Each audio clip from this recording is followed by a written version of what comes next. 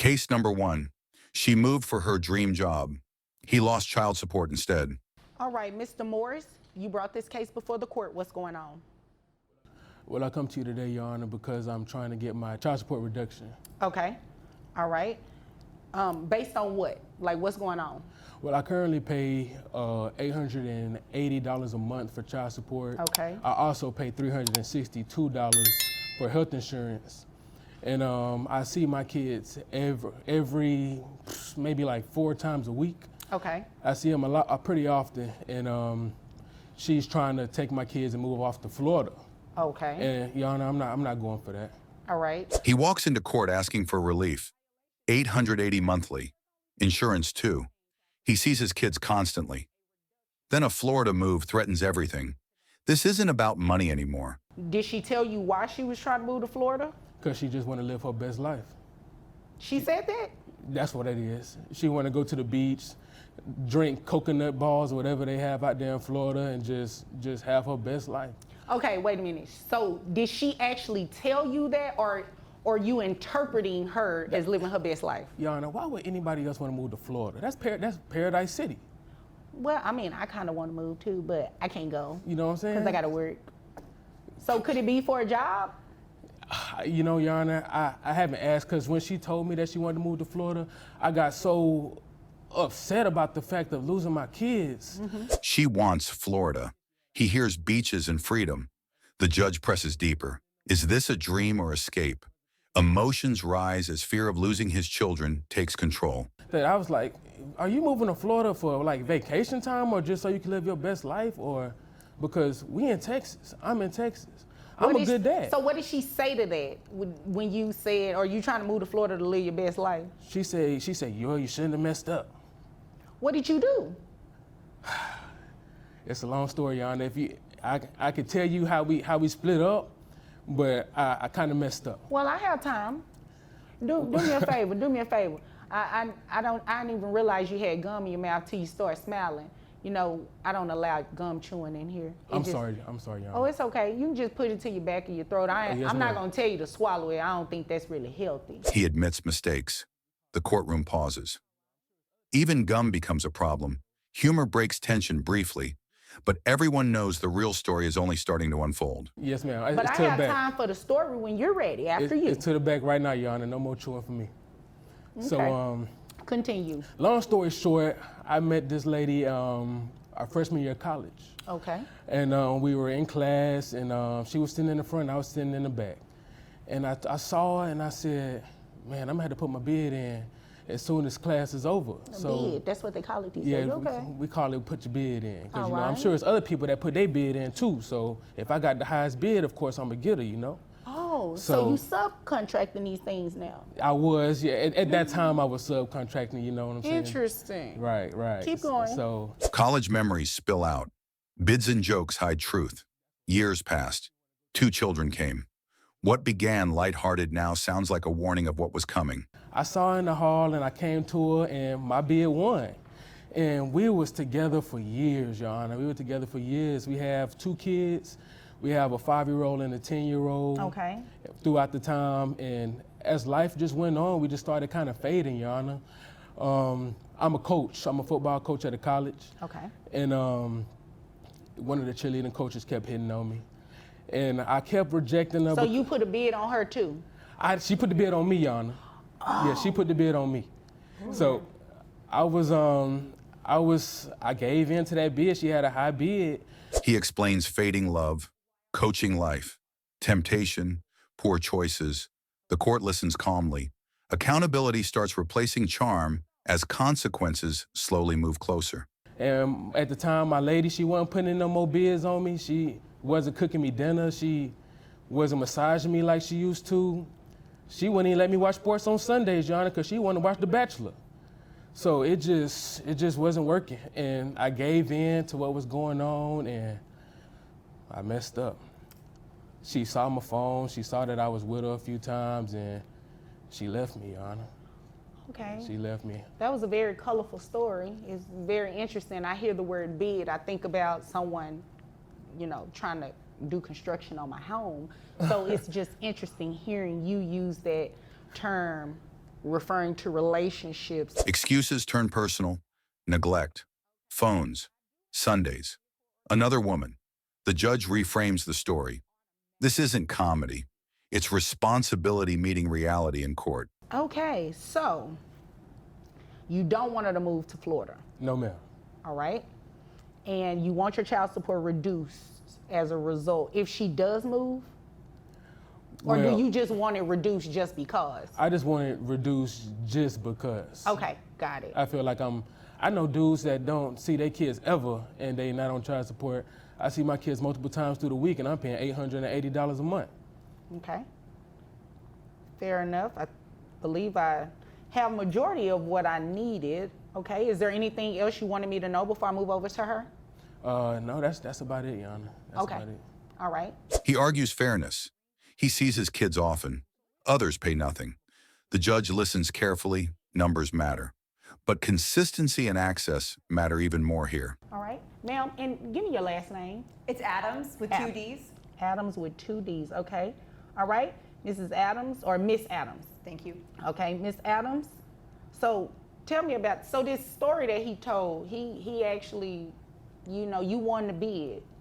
Or he won the bid. Well, I think that tells you everything you need to know about his view of relationships is very transactional. Oh, yeah. That's the word I was looking for. That's it. Transactional. Yeah, it's Okay. very much I do this and you do that, and I think the fact that he didn't even bother to mention our children's names should tell you everything about our relationship. She responds calmly, calls his view transactional, notes missing details. Even the children's names matter. The tone shifts as credibility starts changing in the room. Well, he told me the ages. Yeah, well, that's great. Robert and Madison, that's with a Y. But she ain't asked for the kid. Okay, yeah, I get oh. it. Anyway, so going back to, evidently I'm just going to Florida for a permanent vacation. I'm actually going for a job. All right. So what's that job? Robert, and I'm gonna be a marine biologist. That's a good job. When this dream come apart? Because you ain't had this dream when we met. See, exactly. Do you ever listen? Miss Adams, Miss sorry. Adams, I need you to talk directly to me, okay? Yes, ma'am. And Mr. Morris, I've given you an opportunity to speak. Florida isn't a vacation. She explains the job. Marine biology.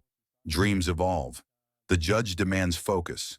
Emotions clash as both parents fight to be heard. Let me hear what she has to say. You're right, and Judge, I'm people sorry. can change dreams. I mean, depending on how long you guys have been apart, a lot could have changed in her life. It's just she taking my kids, Judge. It's Okay, just- well, let's hear what she has to say. You're right, you're right. She said marine biologist, right? Yes. That sounds like a really good job, and I want to hear about it. See how much money she makes. She all just right? having random dreams, Judge, but it's all Okay, good. that's great, but I need to see how much money she's making. Right. Okay? I'm sorry. All Your Honor. right. Yeah, less talking, more listening. And you do the same thing. All right, now, continue. Jesus. So I'm taking the kids to Florida because I have a greater job opportunity. Okay. The judge redirects everything. Less arguing, more listening. Job income matters. Motives matter. Moving for opportunity changes the entire financial conversation in court. And, you know, it's so interesting to me that he says that he sees the kids 4 times a week.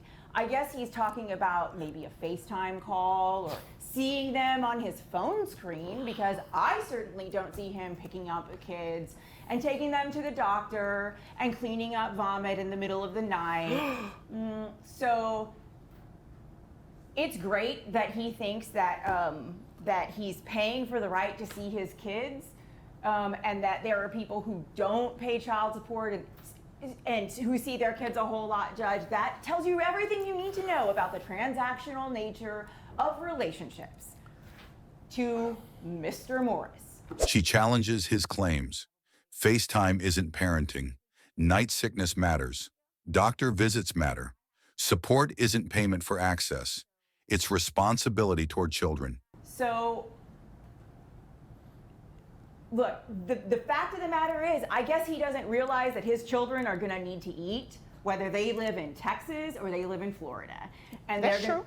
And they're going to need new tennis shoes and new clothes and I guess he just thinks that money goes on trees, or that kids just eat for free. It's not how it works. This isn't TGI Fridays. So the cost of living is going to be higher in Florida. All right, what are we looking at? So my rent is going up from $2,000 a month to $2,800 a month. Okay. Children eat everywhere. Shoes cost everywhere. Florida costs more. Rent rises sharply. Reality replaces assumptions as the judge examines financial truth carefully. Because I have to have a 3-bedroom because Robert and Madison need their own bedrooms. And of course, I have to pay for flood insurance and other things like that. Okay. All right. And you mentioned food. Yeah, so the kids eat organic. Okay. And they're vegan. And so my grocery bill for them is already close to $800 a month. Okay. So his opinion that $880 is too much for the kids is wrong. It is a wrong opinion. Organic food, vegan diet, 3 bedrooms, insurance. She breaks it down line by line. 880 suddenly doesn't sound excessive anymore. Because your children deserve the nutrition they need to grow up big and healthy and strong so they can be college athletes like you want them to. Okay, so Miss Adams, you said that your rent is going up $800. Yeah. You have to pay flood insurance. The children's diet, they eat organic food and they're vegan. Okay, so are you using the child support for flood insurance and rent too, or are you using it to feed the kids? I just want to make sure I'm clear on what it is that you're saying in regards to his request to get a reduction. Yes, Your Honor. The judge clarifies usage, rent versus food, necessities versus assumptions. Precision matters here. Every dollar must connect clearly to the children's needs. So the thing is that if I was living in a 1-bedroom because I was by myself, my rent would be a lot lower. All right. But I have to get a 3-bedroom because I have a boy and a girl, and I don't want them sleeping in the same bedroom. Yeah, I can see that. So I have to get a 3-bedroom, and so it's not just that, it's my electric bill, it's cell phones, because our 5-year-old has a cell phone, so now I have to make sure that we've got her a phone line so you can talk to her dad so he can see her 4 times a week on FaceTime. So about that, he said that he sees the children now 4 times a week, and you're saying that's not true. She explains schedules. Weekends sound consistent on paper. Reality feels different. Missed visits, convenience parenting. The courtroom tension sharpens again. Except for like a FaceTime video or something like that. He sees the kids on an inconsistent basis. That's a lie, Your Honor. Okay. So when you say inconsistent, right now, do you all operate under a standard order where it's like first, third, and fifth? He has every weekend, and I have during the week. Okay, so every weekend he has. Right. Okay. During that every weekend, it's inconsistent, is what you're saying? I mean, it's just all over the place. He just comes and goes and sees the kids whenever is convenient to him, or maybe his girlfriend like turns him down for a date or whatever. Okay, so that was petty. What girlfriend you talking about? We didn't have to go there. We didn't have to go there. Inconsistency becomes the focus. Excuses pile up. Sarcasm slips out. The judge reins it back. Personal hurt starts influencing legal positions. So is that what the issue is? Like, you're still mad at him about that story that he told? Well, okay, so he put in a bid for an upgrade, or the upgrade put in a bid for him or whatever, and now I have to explain to our son why our family fell apart. Oh, so it's some hurt feelings there. Okay, I understand. So, have you already moved to Florida, or is this something that you're intending on doing pretty soon? Well, I took the job offer and I've already found an So apartment. the answer is yes. You pretty much already... Everything but the U-Haul, Your Honor. Okay. She admits the move is happening. Job accepted. Housing secured. Only logistics remain. The decision is no longer hypothetical. Consequences arrive quickly. So in your court order, do you have a geographic restriction because dad lives here? Yes, but he moved just outside of Ellis County, so he's just outside of the geographic restriction, so it's technically lifted, Your Honor. Okay.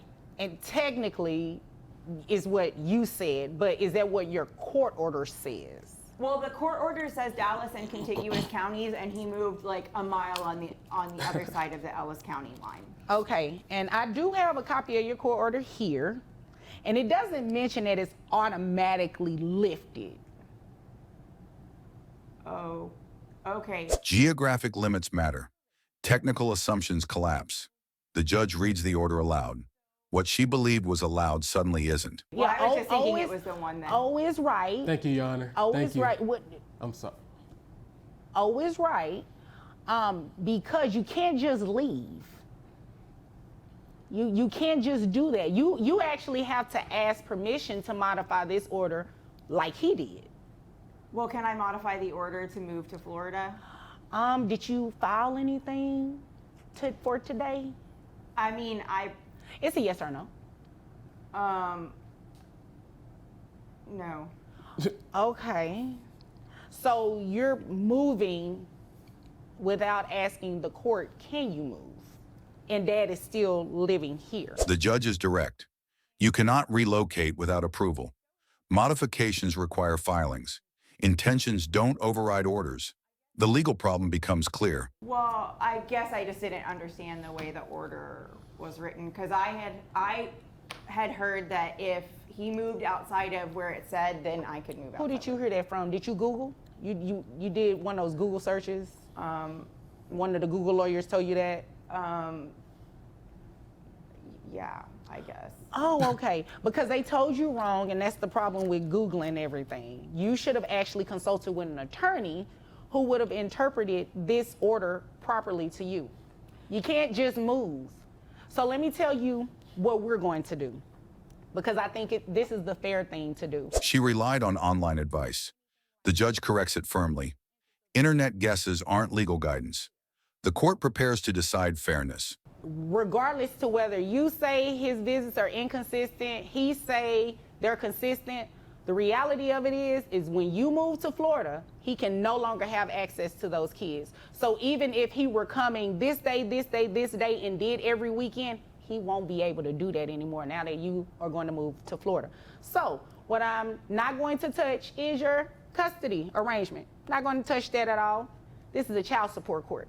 That has nothing to do with us, okay? So I'm not gonna touch it at all. You are free to move to Florida. However, he's coming off child support. The judge separates custody from support. She may move. Custody stays, but access disappears. That changes everything financially. So then he can use the money, the $880 or so that he would give you for child support, he can use that to travel to actually see the kids. But what if he doesn't, Your Honor? Well, if he doesn't, then after some time of him not doing it consistently, and when I say consistently and consecutively, it needs to at least be about 6 months or something like that, right? Then you can come back and let me know, Judge, he's not exercising regularly. I need some support for these 2 kids, right? But absent anything like that, I believe that's in the best interest of the children, and quite frankly, that's fair. You're moving without permission, right? Which is a violation of your court order. Support money shifts purpose. Travel replaces payments. If visits fail consistently, she may return. The ruling balances opportunity and accountability. So it's only fair that he stops paying child support. So beyond a reduction, he's coming off child support today. Now you will have to keep maintaining the health insurance, okay? That's fine, Your Honor. All right, so that, what is it, 362? Yes, ma'am. You'll still continue to pay the health insurance, but there will be no child support paid from him to you. Hopefully you guys can come to an agreement. That's the plan, Your Honor. Once we leave, I plan on giving her a call so we could try to talk about things and kind of get on a good level with each other. Yeah, I think that can work. And who knows, your job may transfer up here and you may end up being back in Dallas anyway. The decision lands. Child support stops today. Insurance remains. Cooperation is encouraged. Both parents leave with consequences they didn't expect. Now, if that happens, you all would need to come back because then we need to look at something different about what child support is going to be. But until then, you know, enjoy Florida. All right, is there anything further? No? Thank you, Your Honor, for everything. You really made a big change in my life, and I'm glad we came to your court today. All right, well, you're very welcome. And if there's nothing further, you all are dismissed. Thank you. You're welcome. The case closes quietly. Gratitude replaces tension. Lives change today. Another case waits next. Watch closely. Comment your thoughts. Follow and subscribe for what happens next. Case number 2, grandmother raised the kids. Judge ordered mom to pay up. Okay, Miss Faye Foster? Yes, Judge. Okay, you brought this case before the court. What's going on? Well, Your Honor, Judge, sir, ma'am, you know, my daughter who I love dearly, but she is one lazy, sorry, using person. What is You know she what I'm doing? saying? So, she didn't have to, I let her move into my house 3 years ago, and she got 2 twin boys. She does nothing to support. Our agreement was that she would pay $400. We never had no agreement. We ain't never had no agreement. $400 on rent. Hold on 1 second, Miss Faye Foster. Excuse me. A grandmother steps into court accusing her own daughter of laziness, housing her for years, supporting twin boys. The judge cuts in fast. This family dispute is only beginning. We will not have any outbursts like that. We just gonna sit here and let her say whatever she wants to say. I'm just going to sit here and let her say what she wants to while I'm speaking to her. And when it's your turn, I will allow you the opportunity to do the same thing. There will be no more outbursts. We're clear? Yes, yes, ma'am. Okay, thank you. Go ahead. Okay, so we agreed that she would pay $400 a month, plus she would pay $275 a month, so I'll put her kids in insurance. Okay. And since she's been there, she's maybe giving me a total in 3 months of $200. It's always some excuse why she couldn't pay. And I said, and I told her, I'm on a fixed income, you know? The judge shuts down the chaos immediately. No shouting, no interruptions, just facts. As the grandmother explains unpaid promises, the courtroom grows tense.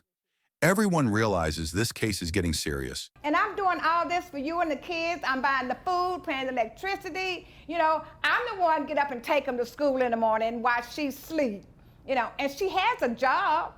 Plus, she does braiding people's hair on the weekend. Where So does she work? What does she do? She works at a telecommunication company. Okay. And I think she said she's a customer service somebody thing, but She braids hair on the side. Ma'am. You say she braids hair on the side? Yes, she does. In my back room. All right. And her clients come in, she give her clients snacks and stuff I done bought for the kids, and just like she done bought something. She claims she pays for food, electricity, school runs, and childcare, while her daughter works and braids hair. The judge listens closely. Income questions begin surfacing, changing everything. So I told her, you gonna have to start doing better. All right. And she told me. Wait a minute, Miss Faye Foster, let me stop you really quickly. Okay. You said she braids hair in the home. Do you know how much money she makes roughly on average a month? Well, I know she charges about $300 to $400 depending on the length of your hair. Mm-hmm. And she normally on the weekend do at least 3 to 4 heads. Okay. So I would say on an average, if we just do the lower end of it, she probably makes about $1,200 on a Saturday. And sometimes she does it on Sunday, but most of the time it's on Saturday, all day Saturday. So about $1,200 every week. Right, Okay. The judge asks one critical question. How much money does hair braiding really bring in? The numbers shock the courtroom. Weekend income suddenly becomes central to child support. Keep going. Continue. Yes, ma'am. Continue. And, okay, so I told her, I said, well, you can give me some of that, you know, to help out and on you living here and me taking care of the kids, and I'm using the gas to go take them to their soccer practice and to their football practice. And she tells me, you their grandmother, you supposed to do that. Oh. And I told her, I ain't supposed to do a darn thing. I ain't had no twins. Okay. You know, but I love my grandkids, so I hate for them to be without just because their mama is trifling. Okay. All right. So we're going to not name call either, okay? The grandmother says she asked for help and was told, "You are supposed to do that." Emotions explode. The judge steps in fast. Name calling stops. Accountability begins. I understand I'm I understand your emotions are I'm high. It's not a problem. I understand. I'm sorry, Your Honor. I understand exactly how you feel. I know what you're saying. It's plenty of grandmothers come in this court feel exactly the same way that you do. I just ask that, you know, you just be respectful to one another. Yes, ma'am. Okay. I'm sorry about that, Your Honor. That's okay. Now, how old are the twins? The twins are 10. All right. And you said they're boys? They're boys, 2 boys. All right. Are they involved in any kind of extracurricular activities? Yes, they play football and they play soccer and basketball. All right. The judge acknowledges the grandmother's frustration but demands respect. Many grandparents feel this burden.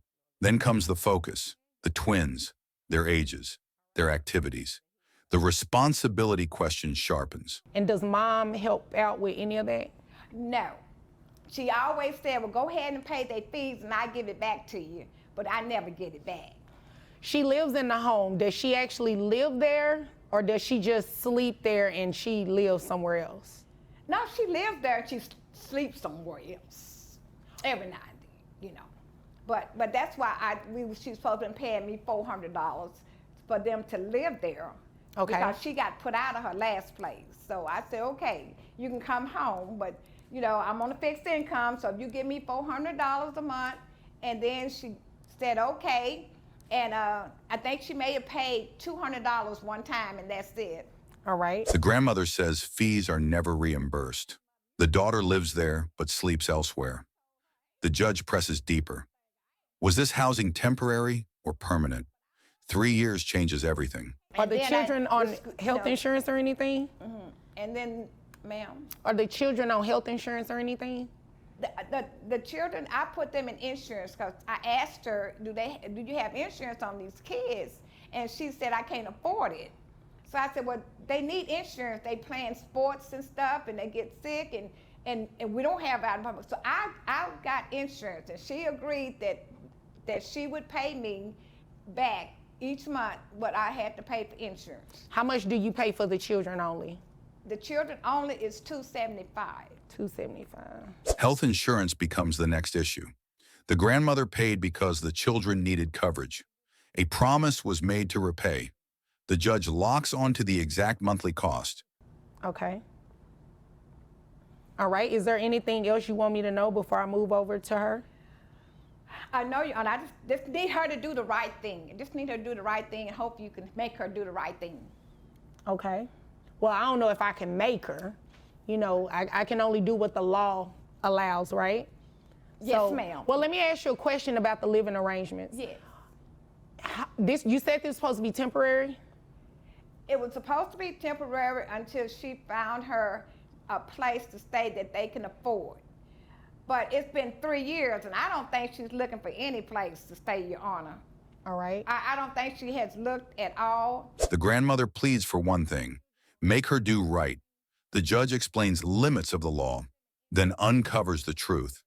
Temporary help turned into years of dependency. And she keeps saying, well, I don't have the money to get a place that's nice enough for me and the boys and that I can afford. And then people want a high deposit and all this kind of stuff. So, you know, I'm like, okay, you know, but I need you to help out, you know, and that's fine because you can't live nowhere else for $400. Okay. Yeah, that's a good point. That's a good point. All right. Is there anything else you want me to know before I move over to her? Yes, Your Honor. She, you know, she's always gone. She doesn't attend their function because she said. Housing excuses continue. Deposits, high rent, standards. The judge points out reality. You cannot live anywhere else for $400. The courtroom reacts quietly. You know, she got to go out with her girls and kick it, or she got to be with a man and kick it. And so, you know, I was like, you're not even trying to be a part of these kids' life. You just want to be fancy free and let somebody else take care of your kids. So, Okay. that, Okay. So it's just too much. can I move over to her, or is there anything else? Yes, ma'am, go ahead. Okay. She's Now, you have the opportunity to let me know what you want me to know respectfully. So, I mean, what's all that about? The huffing, puffing, and Because she's lying. She's telling half truths and sitting over there in her Christian outfit like everything she's saying is the gospel. The grandmother claims the mother chooses partying over parenting. The judge redirects calmly. Now it is the daughter's turn to speak. Her response shifts the entire narrative. Yes, I did. Me and my children did move in with her 3 years ago. But what she didn't say was, it's because I had a tragic divorce with my ex-husband, who her and her church members just wanted me to marry this guy because he was so churchly and good, and he ended up being the devil. And in our divorce, he wiped us clean. Okay. And my credit was messed up. He took all the money and he left, and he did all of that, and so it left us devastated. So my mother said that it was cool for us to come and stay with her while I get things together.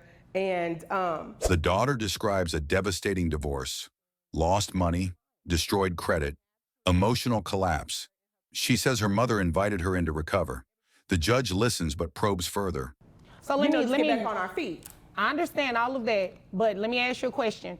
This just to fill in the gaps, right? So is it true what she said that you're supposed to give her $400? No, that was never an agreement. Okay, hold on. So was there any agreement for you to give her any money to financially support your children? She said to No, that was a yes or no. not in that way. Not in that way. So explain the way. So when we talked initially, before even moving in, it was, y'all just come, just take your time, get yourself together. I got you guys. I got my grandbabies. The judge asks directly, was there a $400 agreement? The daughter says no, not like that. The courtroom pauses. Definitions of responsibility begin unraveling. Who she was very instrumental in, I want grandbabies, I want grandbabies, I want grandbabies, I want grandbabies, I want grandbabies. So I'm giving you the opportunity. So because she's instrumental in wanting grandbabies, that means that she has to take care of them too? It doesn't mean she has to take, I'm saying she's not telling the full story how it is. It was never an agreement on a dollar amount of being able to help. It's just do what you can when you can. So was there ever an agreement for it to be a temporary situation? Well, yes. You'd agree with me that 3 years is no longer temporary, right? I would say it's no longer temporary, but in the moments where I would say, you know what, I'm gonna do what I can to see what I can to get. She argues there was no set amount, just help when possible. But the judge pushes back. 3 years is not temporary. The tension spikes instantly. It was her, the one that was talking about, oh, that's not a good place for my grandbabies. You don't need to take them over there. And, I worry about y'all's safety over there, and that's too far, and that'll be taking them out of their environment. So are you, and please just stop beating on the table. I'm sorry. All of that is not sorry. necessary. I can assure you I'm it's sorry. not. Just emotional a little bit. I understand. Y'all need to calm down, all right? I can't believe I'm even here. This is ridiculous. Well, this is where you come when you want some relief, when you are wanting certain things to happen. You come to court to take care of it. It's unfortunate that the two of you couldn't work it out because you're mother and daughter, but this is where you come, right? The daughter claims her mother blocked housing options for safety reasons. Voices rise. The judge restores order. This is court, not family arguments. Decisions must be made now. So do you have any intentions of moving out and taking your children, or are you going to move out yourself and leave the children with her? I mean, she knows what the situation is. I mean, when I was working, which she knows at this point that there was a huge layoff because of COVID and why I started doing hair in the first place to try and make amends. So for her to sit over here talking about, oh, I got all these jobs and I got all this finance coming in at this point, it's just ridiculous. And it just shows to, just how low she'll stoop to how she behaves and how she acts. But she letting you live for free. She's been allowing you to do it for 3 years. She pays for everything for your children. She feeds your children. She takes them to school. She pays for health insurance. The judge asked the ultimate question. Move out with children or leave them behind? The daughter explains layoffs and hair braiding. The judge counters with hard facts. She's literally doing everything. You're doing nothing. But that's her story. I'm doing more than so. I'm doing exactly what I can. I cook, I clean, I do what the stuff she asked me to do for church. Hold on. Cooking and cleaning for a house that you reside in, you don't get any credit for that, okay? You should do those things, right? But in terms of your children, what are you doing? Because she said she's doing it all, everything I just named off. You have yet to dispute that. Well, I do stuff for their school. You're not always the one taking them to school, Okay, mommy. I don't even know why you in here acting like you do that. Let's not derail this thing because you never answered my original question. The judge lists everything the grandmother pays for: food, school, insurance, transportation. The daughter claims she helps. The judge shuts it down.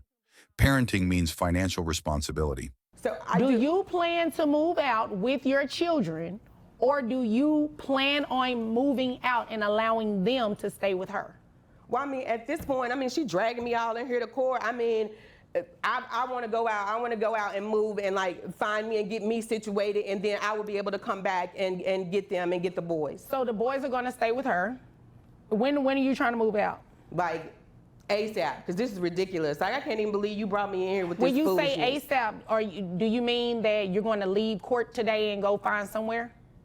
I mean, no, I'm gonna have to like get on my hustle, to like try and figure out, where I'm gonna go and, what I'm gonna do and how much is that gonna take. What are we looking at in that far. timeline? Pressed again, the daughter admits the boys will stay with the grandmother.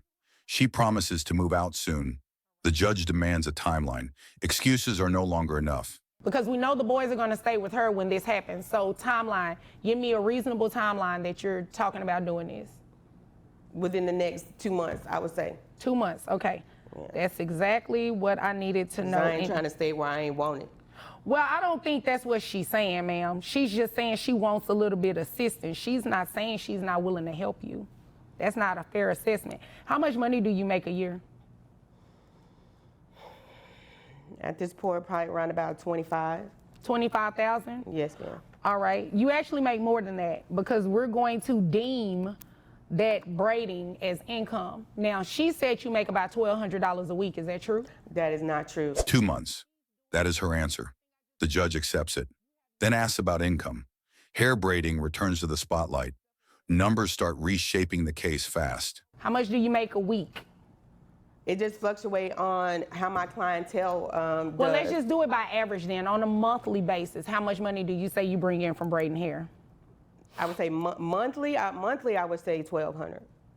Monthly, $1,200? Yes, because I don't get 3 or 4 heads. I don't get heads. I don't get heads all the time. And some of the people she see me braid is like some of my girlfriends who, if I braid their hair, like they'll do my nails or they'll do my lashes or they'll grab my kids from school for me if I need them to. It's like we help each other out. So I'm not always getting money. Do I look like I was born paid. yesterday? No. Right. The daughter minimizes braiding income, calls it favors, trading services. The judge is unconvinced. Monthly averages matter. Financial accountability is closing in. So you want me to sit here and believe that braiding hair and you're charging how much per head? It just depends. I mean, shorter ones, 80, longer ones, like 250. That's not what she says, and she lives in a house But she's not. with She's you. not working with my clientele, and it really. So you don't tell her how much you get paid? No, because she really huff and puff around the house, and really the only reason we here because my boyfriend Tank Daddy, who she was dating, broke up with her, and she was pissed about it, and so I didn't agree with the situation. So that's the only reason why we really here. Is because she mad because I didn't take her side in the situation. When grown folks gonna do what grown folks gonna do, and that ain't none of my business. But I'm the one getting the brunt from it. I'm the one that's not doing something. I'm the one that's not doing what I'm supposed to do for my kids. So now it's an issue with my kids. The daughter blames relationship drama for court. The judge dismisses it immediately. Personal conflicts do not override child responsibility. Income transparency is now unavoidable. Because her and my boyfriend's dad ain't in the right spot. And just because I didn't take her side. It wasn't no side to take. It ain't none of my business. All right. And you know what? That's none of my business too, but let me tell you what is my business. I have your gross calculated at $3,283. That $1,200 that you just testified to, I'm deeming that as income in addition to what you make monthly. So that's how I got to that number, $3,283. That brings your net to $2,798. Let me see. Let me make sure I'm looking at the right number. Yes, $2,798.18. The judge calculates total income, adds braiding earnings officially. The number lands heavy. Net income is established. The outcome becomes inevitable. Do you have any other children outside of the two boys? No, I do not. Okay, and you're also going to pay for health insurance reimbursement to your mom. So, monthly child support comes out to $699, was $670. We're going to round it up. Plus, you have to do a reimbursement. Let me just make sure I don't go over the legal amount because it can't be over 3%. So $2,798.18 times 3%. So your health insurance reimbursement to mom, although you pay $275. Child support is set. Health insurance reimbursement added. The judge explains limits clearly. This is about the children's best interests, not family resentment. According to the law, it can't be, the health insurance amount that she reimburses you cannot be more than 3%. So that caps at about $84. So 670 plus $84 is $754. That's how much you'll pay your mom a month. $700. $754 Your exactly. breakup. That's what No, this is because about. you need to This pay is for what your this own is about. children, ma'am. This is what this Excuse is me, I'm speaking. $754 monthly. Final number. No interruptions allowed. The judge reminds her. These are your children. Responsibility cannot be passed down. It's $754. It's what's in the best interest of the children. These are your children, not your mother's children. These are her grandchildren. And I went ahead and ordered that you pay child support because based on your testimony, you'll be moving out in a couple of months anyway. So there we are. Do you have any other questions? No, I don't. Okay. Do you have any other questions? No, thank you, Your Honor, and I appreciate it. Thank you. Okay, you're welcome. If there's nothing further, you all are dismissed. Thank you.